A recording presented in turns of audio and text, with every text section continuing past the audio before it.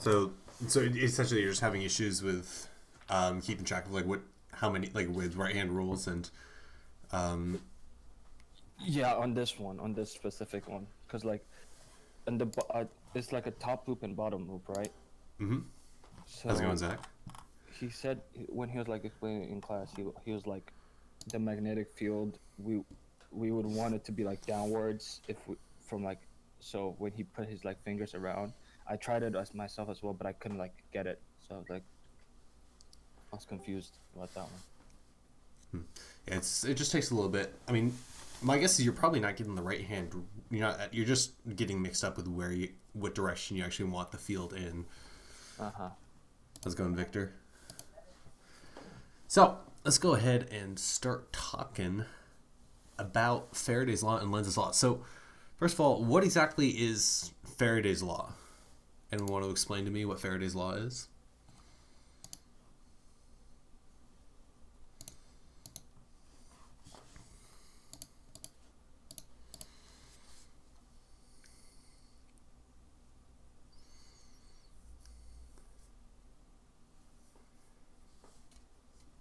Faraday's law has to do with what exactly?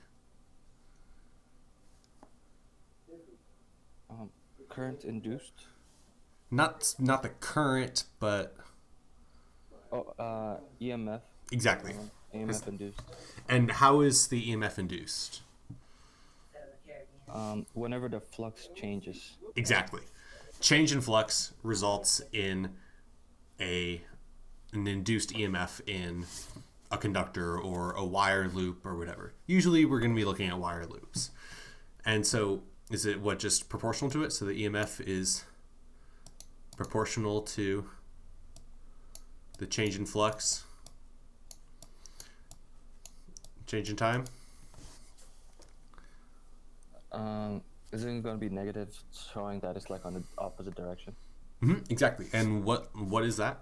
What is that negative sign? It's another law. The direction of the current. Yeah, and Lenz's law. yeah, exactly. Lenz's law. Victor, you want to say something? Yeah, isn't it also like dependent on the number of lines? Exactly, or not lines, but Or I don't know what it's called. it's I the remember there's an N.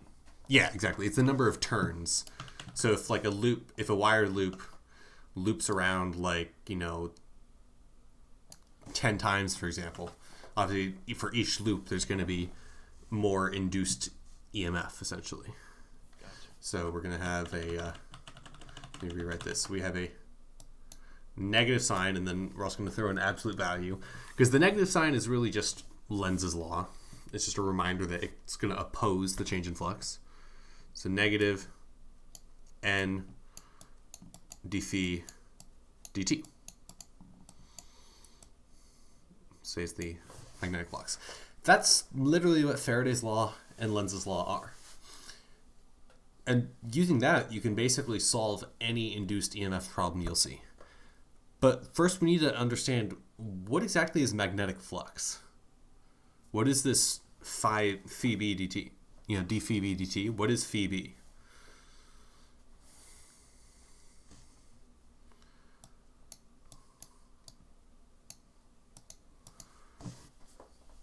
Well, first of all, what is it conceptually?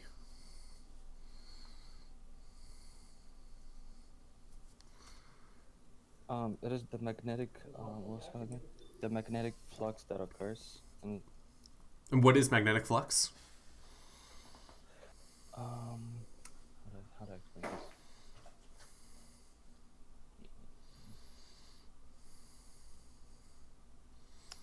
Dot product of the magnetic field and the area of the loop.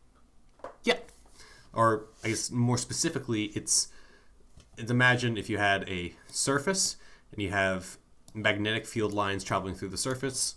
It's the total amount of magnetic field traveling through the surface. And so you mentioned a dot product. What exactly is the formula for magnetic flux? You said it was like a B dot product with the area, right? Yeah. That's for only a very specific. That's only for specific examples. What specific examples is this for?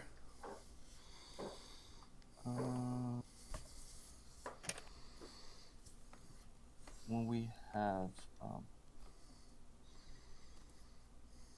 a angle, like when how to say the magnetic field is like going into the loop, and there we have like an angle of theta, or like north-south pole. So you're saying this is for when the magnetic field is parallel to the area vector? To the area vector. No, not parallel to say exactly. It'll be more, yeah, parallel, kind of, yeah. Not exactly. I mean, when it's parallel, the dot product is simplified. But first, what happens if, for example, the magnetic field isn't constant? Because this only applies when the magnetic field is constant. It's constant. What if it's not constant? Integral dot products of integration, Mm-hmm. magnetic field, Yep. and dA. Exactly. Essentially, it's the same thing, except instead of just the dot product of the magnetic field and the area itself, we're integrating the magnetic field over the entire area. And that's essentially how and we'll just call this say S for a surface. So over our surface, we integrate, or we'll call it A. We integrate over our area, B dot dA. And that's how we get the total magnetic flux. And once we have it, Faraday's law, we take the derivative with respect to time to get the induced EMF. So let's go ahead and hop into some examples. So we're going to have a 5 centimeter square wire loop with 20 turns and 100 ohm resistance. We're going to say it's traveling at a constant speed through a uniform magnetic field. So like if this is the whole area of magnetic field, our wire loop looks something like this. And it's traveling to the right. And we have the uniform magnetic field out of the page.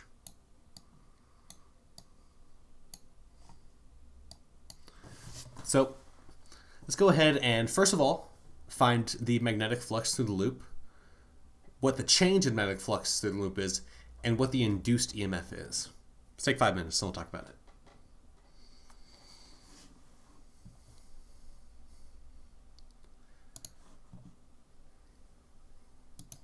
So you want to know how to find the change in magnetic flux? Well, Yeah, so you first have the B times the area, right? Mhm. For the original one. yep. And then what are we changing it to? With respect to time. So I'd recommend first calculate the magnetic flux itself and then take its derivative with respect to time. Gotcha. I'll give you a hint. It's a lot simpler than you might think. If it seems simple, it is. All right. So, first off, what's going to be the magnetic flux through our loop?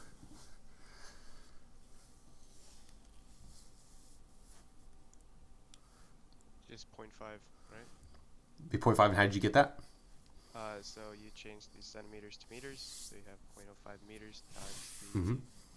um, magnetic field, which is 10, and that's 0.5. Almost. I mean, I guess maybe it's not. I think this is a bit unclear. It's 5 centimeters each side. The length here is 5 centimeters. Apart from that, you've pretty much got it right. Gotcha. So in that case, it would just be the area would be 5 centimeters, so 25 centimeters squared or whatever. So 0.05 squared, 0.0025 or whatever. And then multiply it by the magnetic field. Why are we able to just multiply the magnetic field in the area?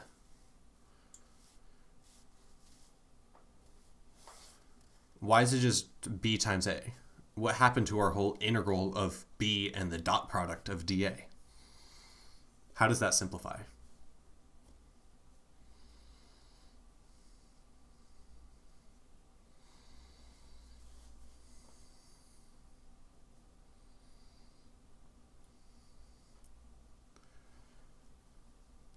First of all, what direction is our dA vector in?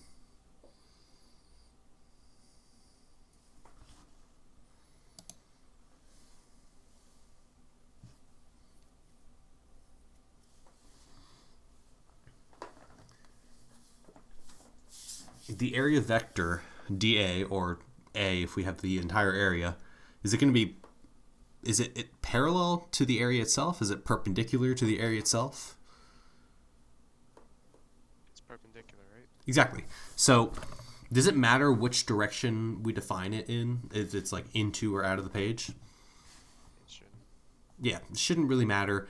Let's say for convenience, it's going to come out of the page so that it's parallel with our magnetic field. So we have dA. So now our dot product of B and dA comes out to be what? What's the dot product? How does that simplify?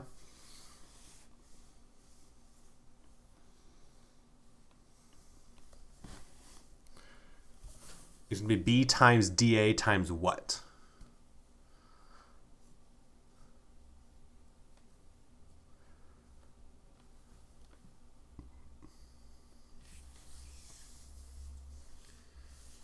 It's going to be some trigonometric function involving the angle between them.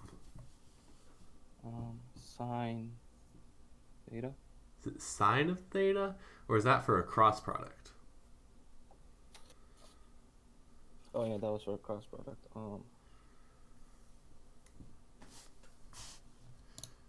Does he actually give this to you in your formula sheet? Yes, he does.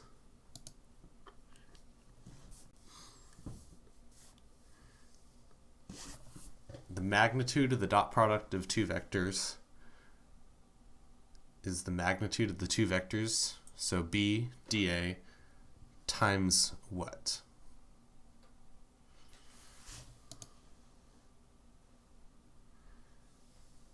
Give you hands down in the bottom right of your formula sheet.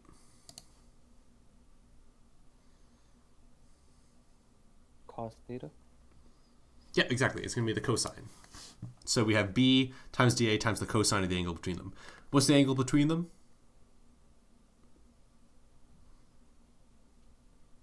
I mean, 90. yeah, exactly. Is it? No, it's not 90 degrees. 180. Should be 0 there in the same direction. Exactly, 0. And it could be 180 if we define the area vector as into the page, but we're choosing to define it as out of the page. So cosine of 0 is just 1, so it's just B times dA. And then our magnetic field is a constant, so it can come out of the integral. So we have our flux is equal to B times the integral of dA. What's the integral of dA?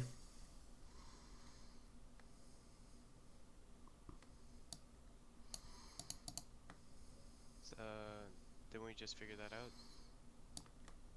Or What is the integral of dA?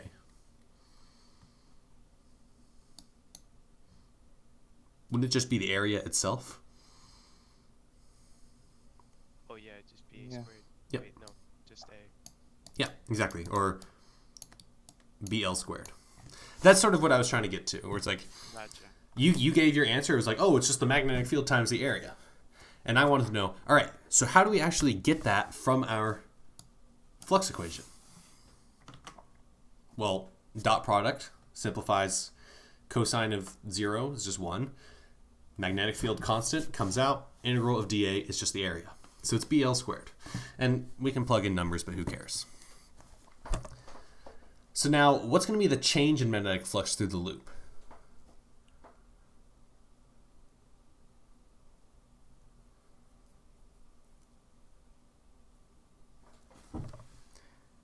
How do we get the change in magnetic flux with respect to time?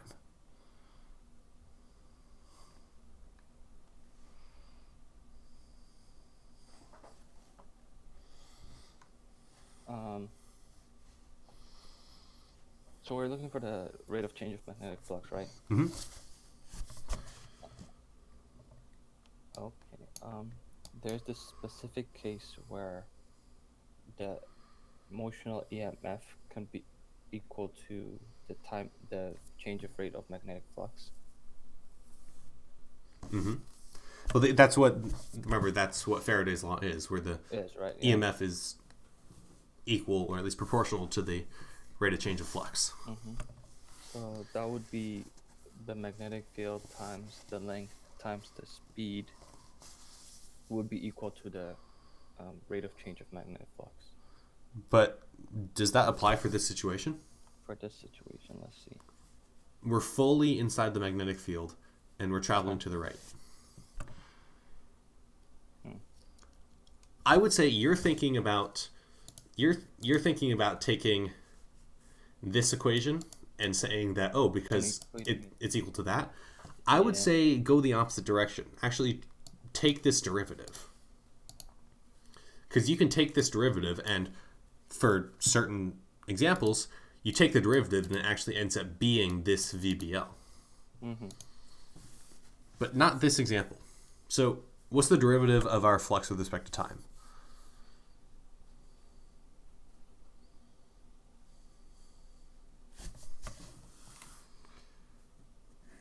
Well, let's just take the derivative of BL squared. Is our length of our square wire loop changing with respect to time? No. The total amount of the wire loop that's changing, the total amount of wire loop in the magnetic field is not changing with respect to time. So if we take d dt of BL squared, the L can come out front. So we have dB dt. Is our magnetic field changing with respect to time? No, right? No. It's Nope. a constant magnetic It's a field, right? constant magnetic field, constant area inside the magnetic field. So there's no change in flux. Mm-hmm. Boom. So what's the induced EMF in our loop in this example? None. There's none. There's no induced EMF. We have our loop traveling in a magnetic field, but there's no induced EMF because it's fully inside the magnetic field. Mm-hmm. So now we're going to have our loop reach the edge here, like this, and it's going to be exiting. Same velocity. So what's going to be the induced, let's first of all, what would be the change in magnetic flux through the loop? And then also, what would be the induced current in the loop? And then would the current be clockwise or counterclockwise? Let's take 3 minutes, then we'll talk about it. So magnetic flux, change in magnetic flux, and the induced current.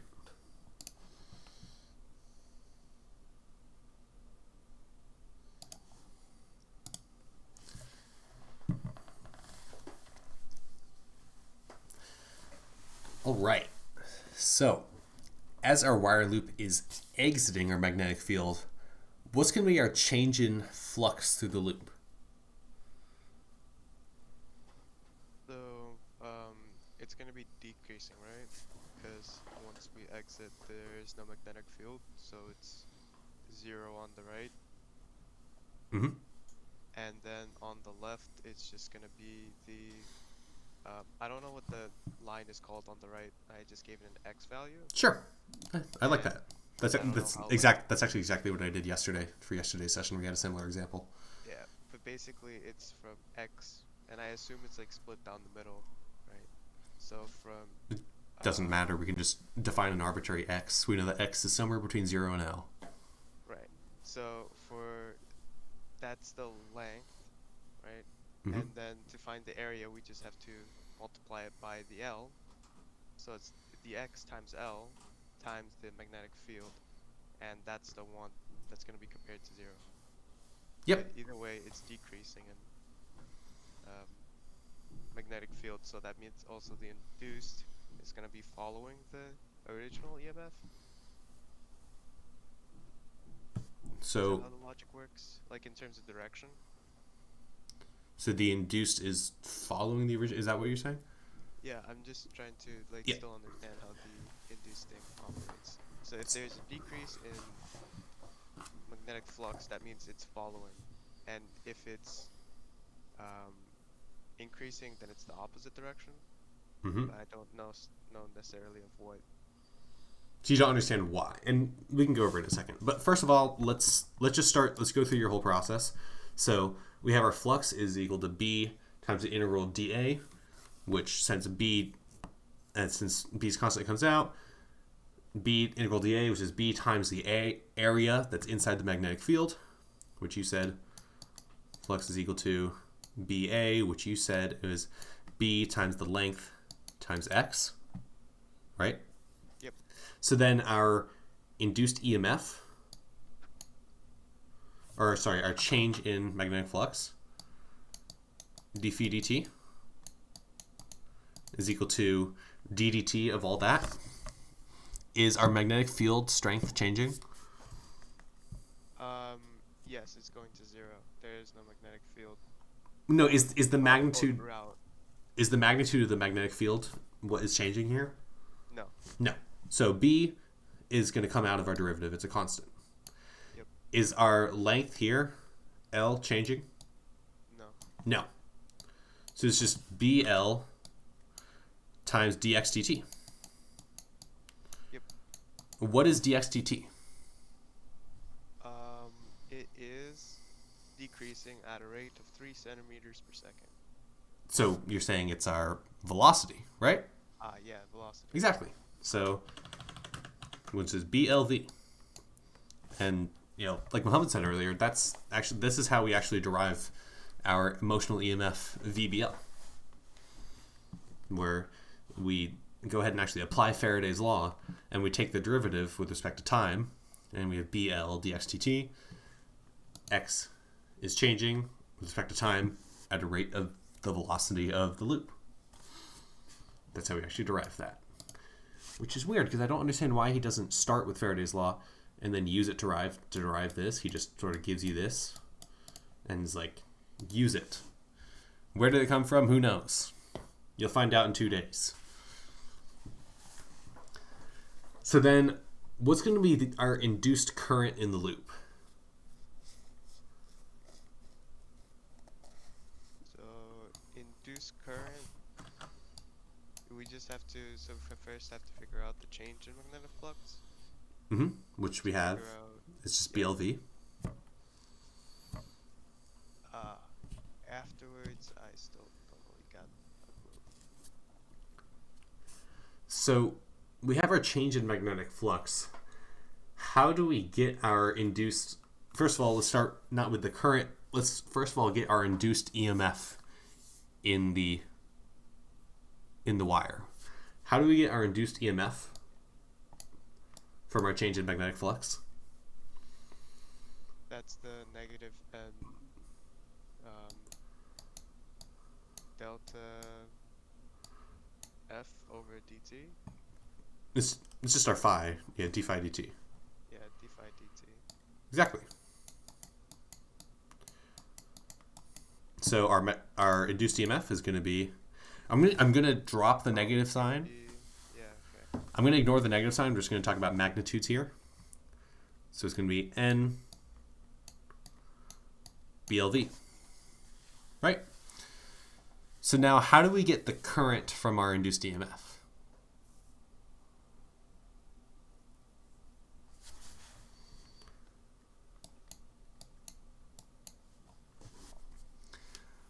What exactly is EMF? Go ahead, Mohammed. Yeah. Okay. So EMF would be how do I say this?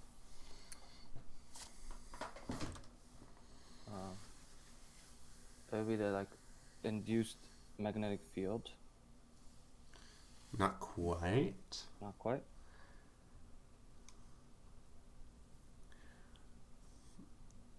Just ignore magnetic fields and wire loops and moving around and stuff. Let's just say we have a normal... We'll just have a wire. What is... If we have like a normal circuit with a resistor, what exactly is what is an EMF in that circuit? Like the motion of.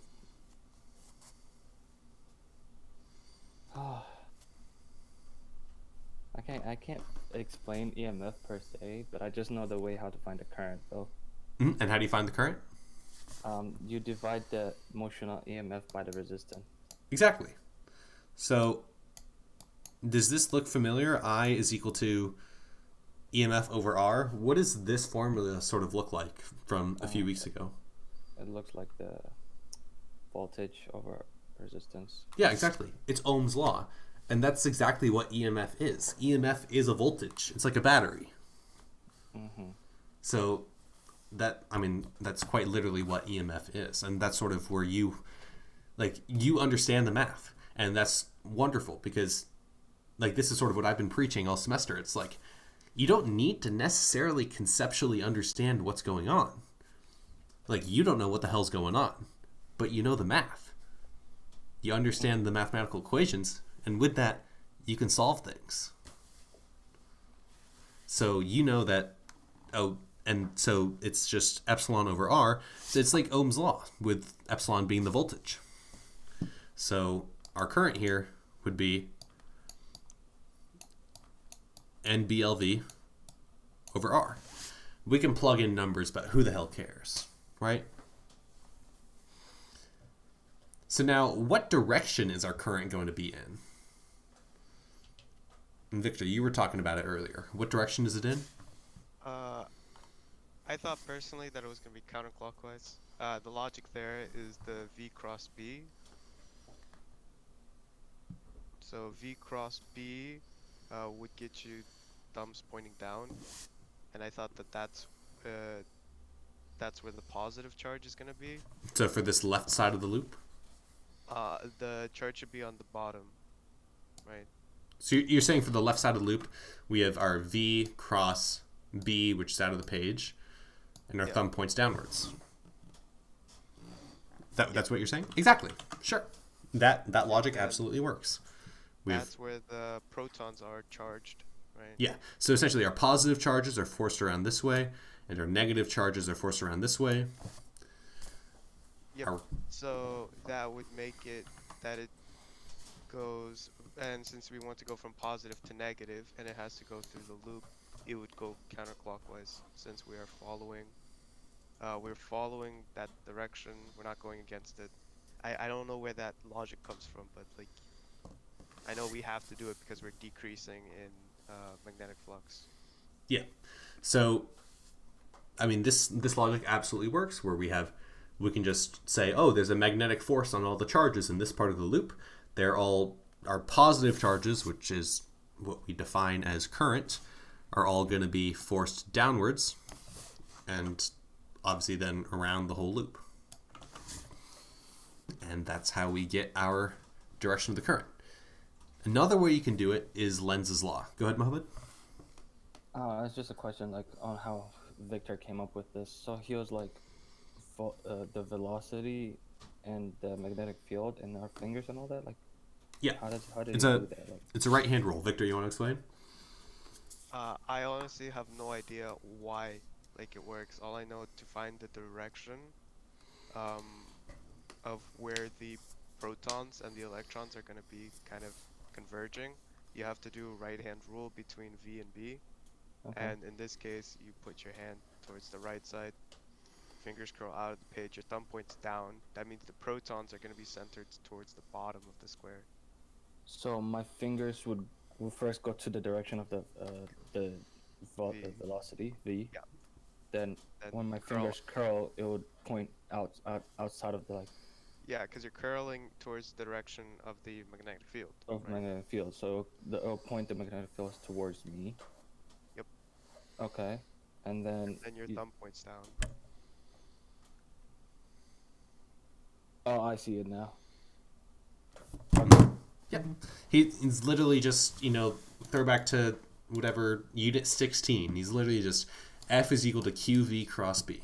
Imagine you have a bunch of little charges along the wire right here, and each of them, they're all moving to the right because the whole loop is being moved to the right.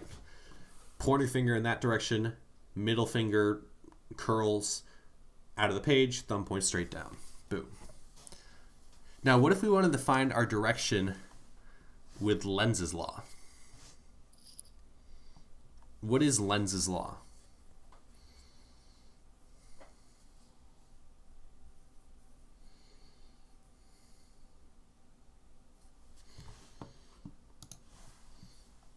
It's this little negative sign, right? What does our negative sign mean? It's like the opposite direction, Opposite direction of what? the magnetic flux. Exactly. So, what direction is our change in magnetic flux in for this example?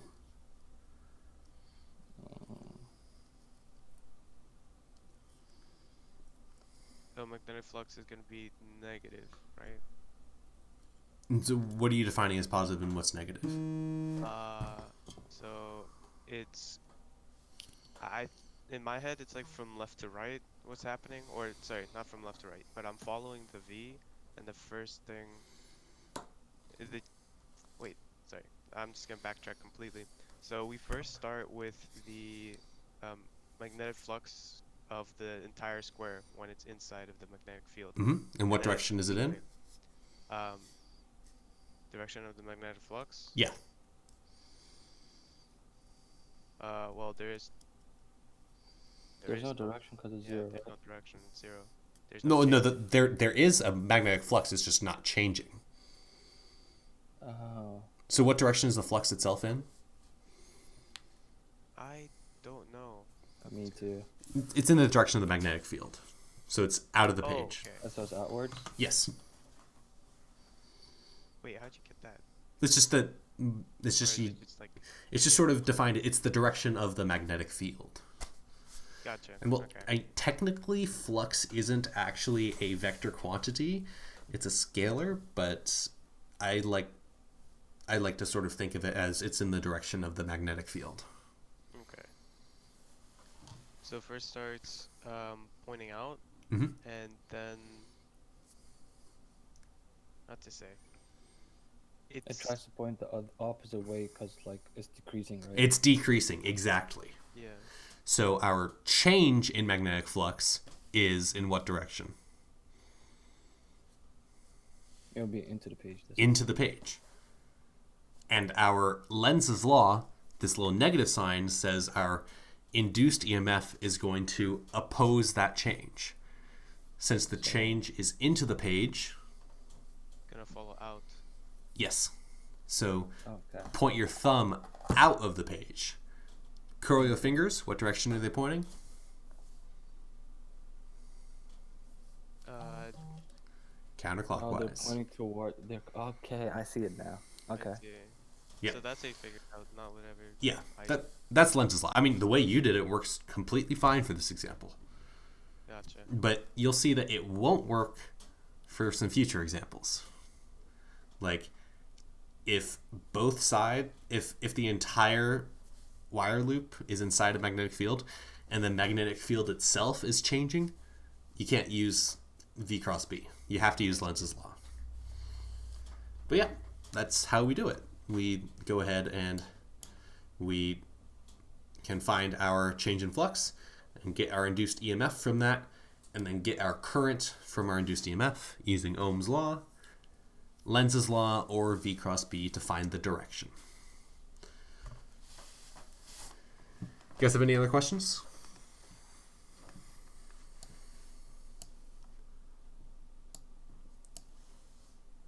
All No, right. Not really. Yeah, I mean, you guys have. This is a great discussion. You guys are. I feel like you guys are really getting a lot out of this because like you guys are actually doing the thinking and talking through it yourself. But Cause like to be honest, this is the first time that I'm actually deeply understanding the topic. yeah, I'm gonna take a wild guess. I'm gonna make an assumption. Did you struggle a lot with the thermodynamics at the start of the semester? Not thermodynamics. Not thermo? Not thermal. I started Ooh. struggling like in the middle.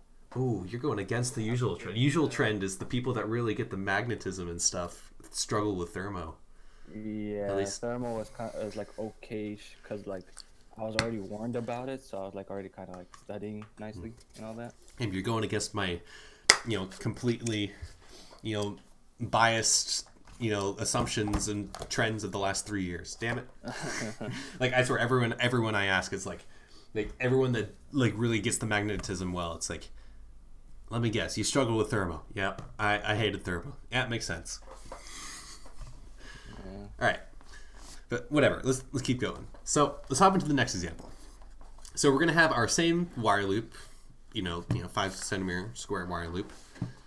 It's going to approach a very long straight wire carrying 4 amps straight upward.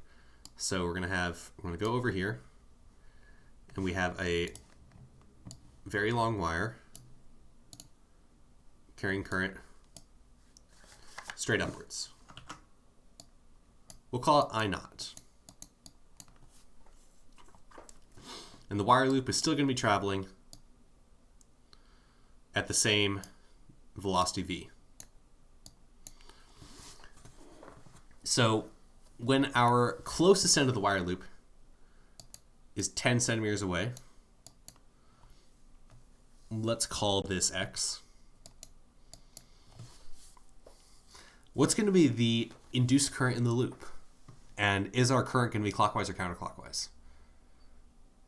Let's take 10 minutes, then we'll talk about it.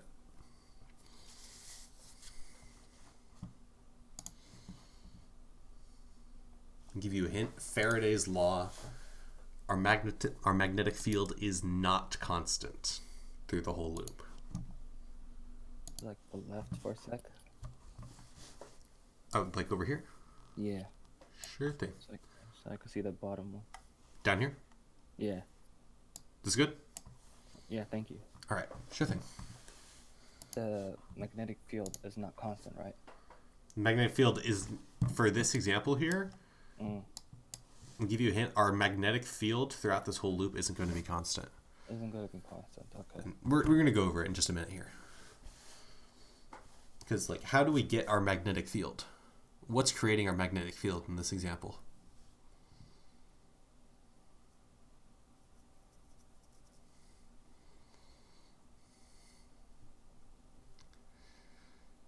In fact, let's actually go over this right now. So we want to go ahead and we're trying to actually find our induced current. How do we get our induced current? Our EMF. How do we get our EMF? The change in flux. How do we get our change in flux? From the flux itself. What creates our flux? Magnetic field. Where is our magnetic field in this example coming from? The wire with the current. Mm-hmm. Exactly. It's our I naught very long wire over here. What is our magnetic field? What is the generated magnetic field from our very long wire?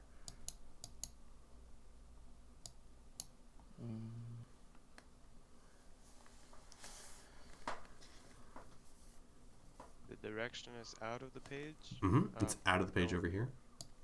Know the value. I don't even know if we can even get the value from just the Why wouldn't itself. Why wouldn't we be able to? Because I don't know the formula for it. It's not we, it's just me. It's not we, it's just me. I was stuck in that same position as well, but then It's only been like a week and a half, guys. God damn it. How do we get the magnetic field generated by a very long straight wire? I'm just gonna take a guess out here. Is it the current enclosed multiplied by the constant factor? What was it called again? That mu. Mu naught. Mm-hmm. So you're saying mu naught times our current, I naught. Divided by 2 pi r. 2 pi r, exactly. That's exactly what it is. We have our mu naught I naught over 2 pi r. But what is r supposed to be? That's what confused me. R is the distance, right? Yeah, r is just the distance away from the wire. In this case, we can, I won't call it x, Actually, I will call it x, and this will be x naught. Okay. So our 10 centimeters away from the very long wire, we'll call that x naught. So mu naught I naught over 2 pi x, where x is the distance from the wire. Okay. So that's our magnetic field. And so obviously it's not constant throughout this whole loop. It's actually, as a function of 1 over r, it's sort of decreasing. So how would we actually get our flux then?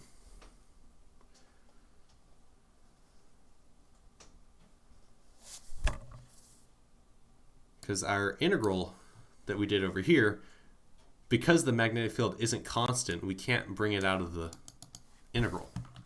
So how do we solve that integral?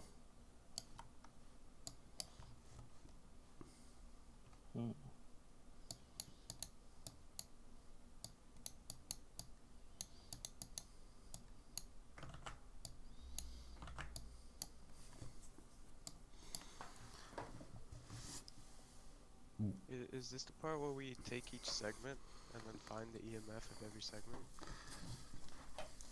Or is that for something completely different? That, I suppose we could do it like that, but we're still going to have to do some sort of annoying integral. In fact, we're going to have to do, we would have to basically do the same integral for these two sides. So we might as well just do it for the whole entire loop.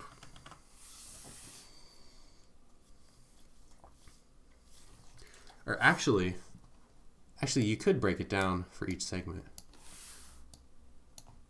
You only need to break it down for 2 segments, no? Because there's always 2 that's going to be 0. Yeah, you're right. You're right, actually. But how would we? Let's solve this integral first. How would we solve this integral? And then we'll actually go back and show that the way you've done it is the same thing.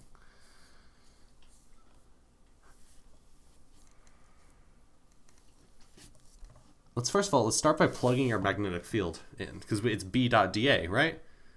So we'll just plug in mu naught I naught over 2 pi x.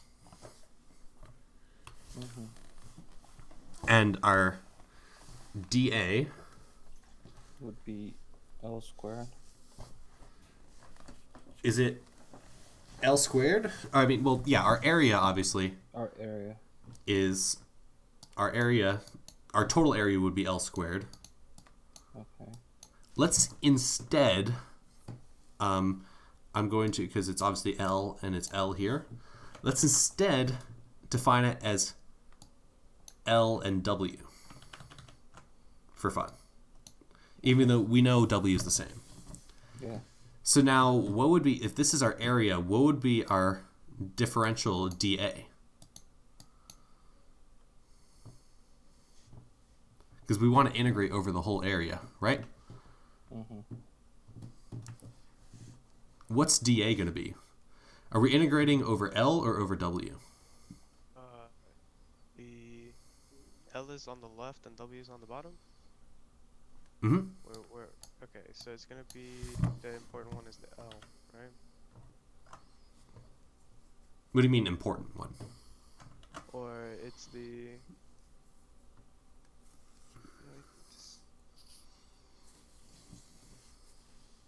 I don't necessarily, I don't know how to think this out really. All I know is that the,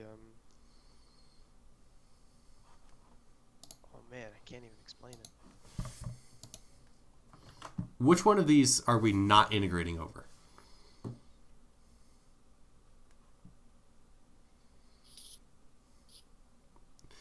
I have an idea. I think you're probably overcomplicating this. Yeah, I know, but like I can't even like. It's just not knowing is the problem. So we're integrating over respect to W, right? And L is sort of being held constant, and we're just essentially taking this line L, and we're integrating over the entire area, right? Yeah. Okay. So in this case, our dA would be L DW. dW, or let's just say, let's call it dx. Okay. So we have our phi b is the integral of b times dA. So we'll throw L dx. Mm-hmm. And what are our integration bounds? 0 till 10. Oh, Is it from, that would be like from here to here? right? That's, Oh, it should be the length of XL. or X naught. is x not where we're starting? Oh, no. We're starting with X naught plus width, right? Yeah, exactly. X So naught we're plus W. yeah, we're starting at x naught and we're ending at x naught X naught plus, and in this case we'll call it L again because we know the length is L. Okay. So it's from x naught to x naught plus L of mu naught I naught over 2 pi x L dx. Most of the stuff here is constant, right? Yes. So we have mu naught I naught L over 2 pi, and we're just left with the integral of 1 over x dx. What's the integral of 1 over x dx? Ln x Exactly. It's the natural log, of x.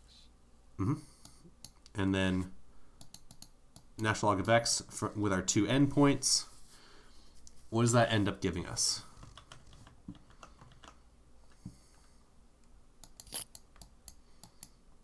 From x naught to x naught plus L.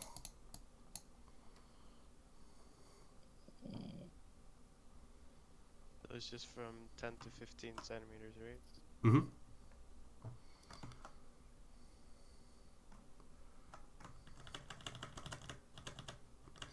It'd be all this constant times ln of x naught plus L minus the ln of x naught.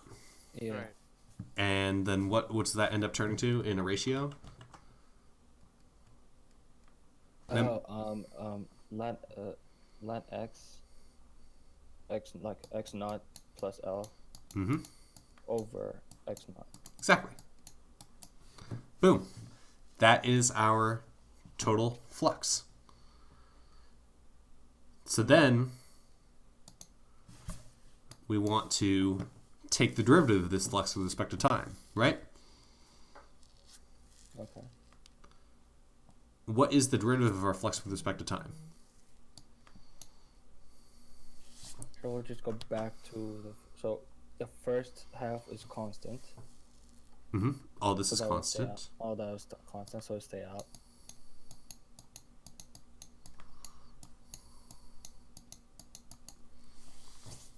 And then the differentiation of ln x is just 1 over x naught again. So it's going to be 1 over the inside, right? The inside, yeah. So we'll say it's x naught over x naught X naught plus plus L. And then there's one more thing.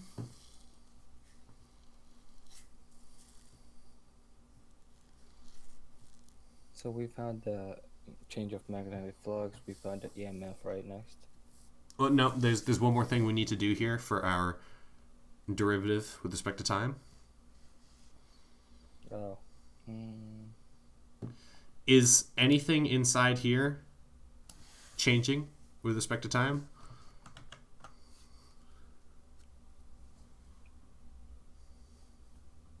X No, it's naught. not. X naught, exactly.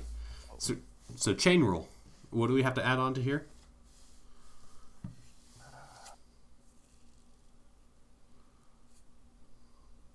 Hold on, chain rule. So that would have been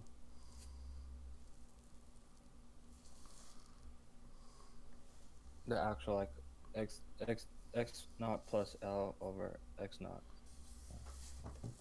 Mm-hmm. What's the derivative of that with respect to time? Respect to time.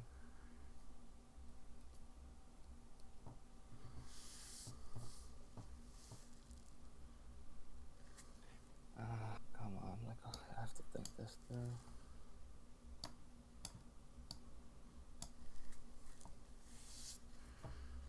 So we done the derivative of like ln x in total, Yep. right? I'm going to do this. I'm going to rewrite this as 1 plus L over x naught.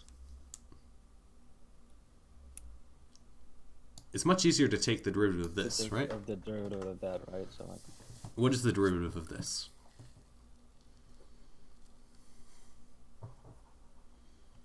Is the derivative, what's the derivative of 1? minus x naught L. Because my derivative of 1 is 0, so that's Mhm. 1. And then what's the derivative of L over x naught? So x naught comes up, it will be 1 minus 1. You take that minus 1 down, so it's minus x naught times L. If we're keeping it that way, or if we're not, we could just return it back. It will be like minus L L over x naught. Wait, Not- what? I'm missing. I think you're sort of, you're forgetting something. So what's the derivative of 1 over x? Derivative of 1 over x? Yep, Negative 1 over x squared. exactly. So it's like x to the negative 1, negative 1 comes out, negative x to the negative 2. Mm-hmm. And then we also have our L as a constant, so it's negative Oh, L x naught to the power of over 2. x naught squared. And then one more chain rule. What's the derivative of x naught with respect to time? X naught with respect to time. That would be just x naught to the power. Oh, v, Yeah, exactly. It's just our velocity. like the dx over dt, right? Mm-hmm. Yep. Okay. Exactly. So we have we took our whole derivative with respect to time. Bit of a chain rule work here. Uh-huh. Throw back to Calc 2 or are any of you in Calc 2 right now? I'm taking Calc 2 right now. I think that would technically be Calc 1. I can't remember. Derivatives will be Calc 1, yeah. Yeah, I basically took both of them in high school or equivalents. So I didn't take Calc 1 at UMBC, and Calc 2 I should have had credit for, but for some reason I didn't get credit for it. So Okay. I just napped through it. But yeah, so go ahead, apply some chain rules, and we get our whole derivative.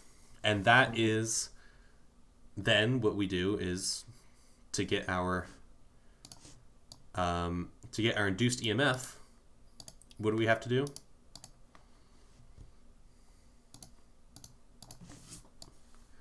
To get our induced EMF. Yeah, Flip so we flip the sign. Hmm? Do we flip the sign? Negative. Yeah. Negative is just a direction. Let's not worry about the direction. Just worry about the magnitude. Okay, so we need then the Absolute value, probably. And number of turns. number of turns. So let's just throw an n out front. Okay. So we have epsilon is equal to that. And then to get the current, what do we have to do? By resistance. Divide by the resistance.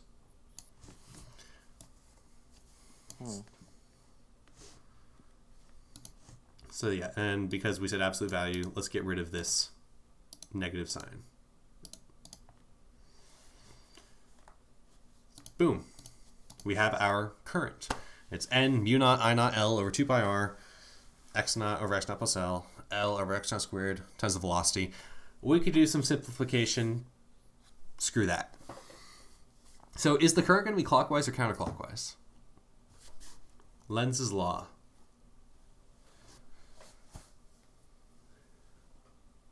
Oh, so our magnetic field is towards our direction.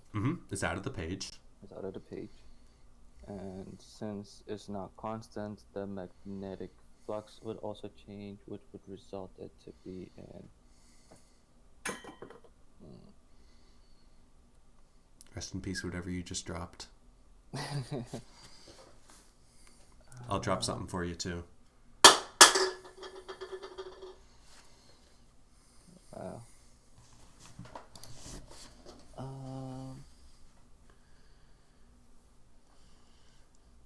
be towards like out of the page as well, right? Mm-hmm. So, what direction is our So- induced current in? And just so if the in it would be like opposite to that, so it'd be into the page. Into the Oh, page. wait. So, So into the page, yeah. curl your fingers. Curl my fingers. Clockwise or counterclockwise? Clockwise. Clockwise, exactly. Boom. Lenz's law. Flux is out of the page. It's increasing, so thumb is out of the page. We want to oppose it. Thumb into the page. Curl our fingers clockwise. Oh, so now okay, I get it now. So when it's decreasing, our magnetic flux is opposite to the magnetic field. Mm-hmm. But when it's increasing, it will be on the same direction. Yeah. Okay.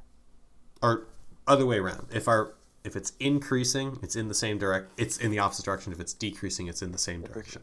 Okay.